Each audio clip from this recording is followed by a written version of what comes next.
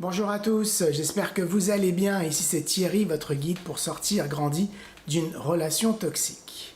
Alors, dans cette vidéo, je vais aborder le thème du pourquoi le no contact est si important.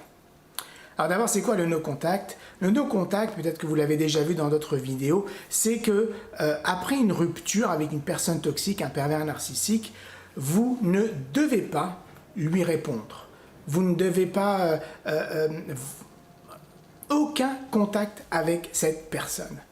Le bloquer de Facebook, bloquer de ses emails, bloquer de téléphone, le bloquer partout. Et il y a des techniques là avec l'électronique maintenant qu'ils peuvent vous appeler avec un faux numéro, ne pas répondre, etc. Donc, c'est vraiment super important.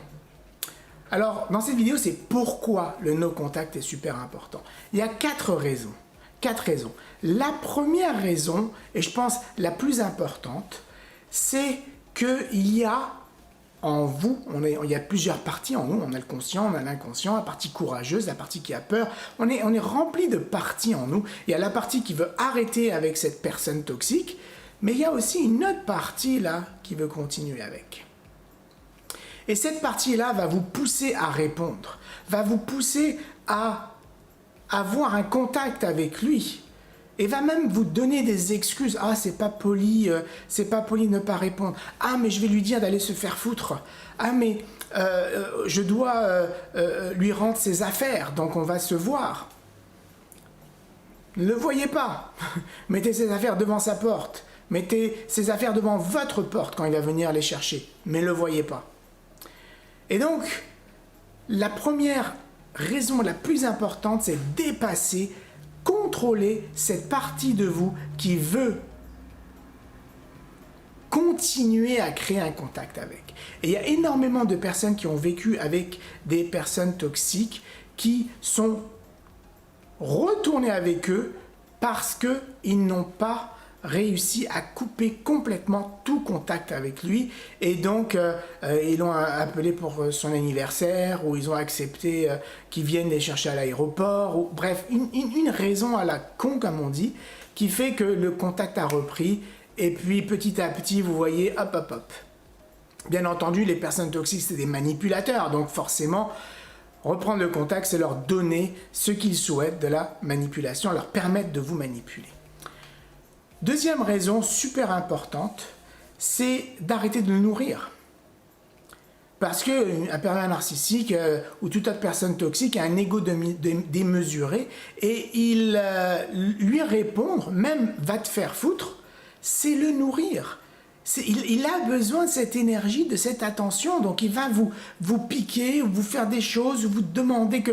À un moment, une fois, c'était il fallait qu'on se voie pour régler notre séparation au clair. Et quand la personne me disait ça, je lui dis mais pourquoi elle n'est pas claire de votre côté la séparation? Elle me dit oui mais de son côté non. Je dis la foutre là qu'elle soit claire de son côté ou pas. Mais il va essayer donc. Deuxième point important, arrêtez de le nourrir, arrêtez de lui donner de l'énergie, arrêtez de lui donner de l'attention. Même une insulte, c'est de l'énergie pour lui parce que lui va le prendre et puis hop, le drama va continuer et il va essayer, ça va monter, etc. Donc, ne plus le nourrir. Troisième point, être plus fort que sa manipulation. C'est-à-dire qu'une personne toxique manipule.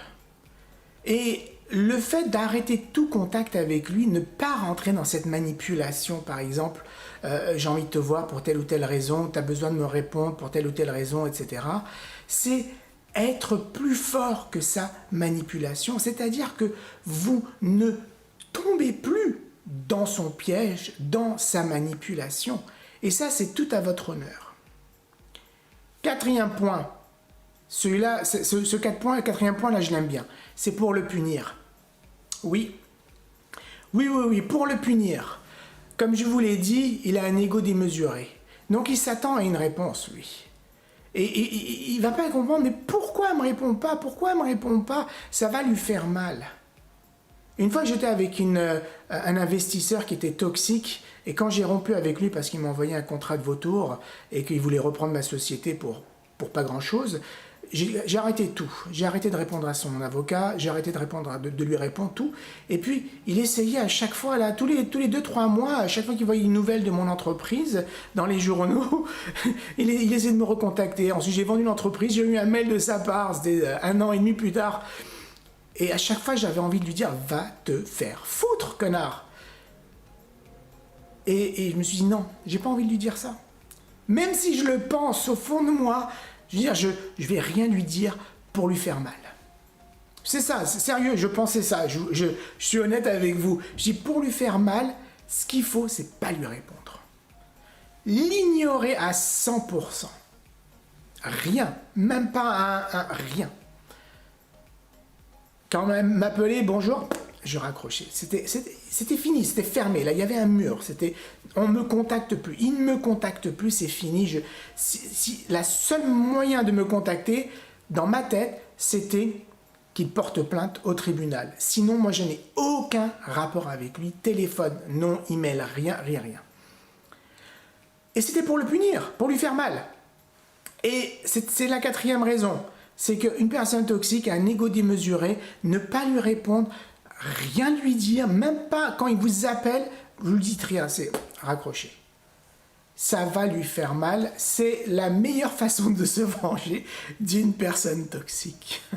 Voilà. Alors, je vous remercie, j'espère, je vous envoie beaucoup d'amour, beaucoup de bonheur, et puis on se dit à la prochaine. Merci.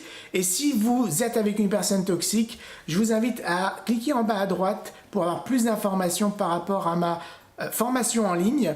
Sortir grandi d'une relation toxique, c'est près de 6 heures d'informations, d'exemples, d'exercices, d'outils pour le quitter et améliorer votre vie. Au revoir.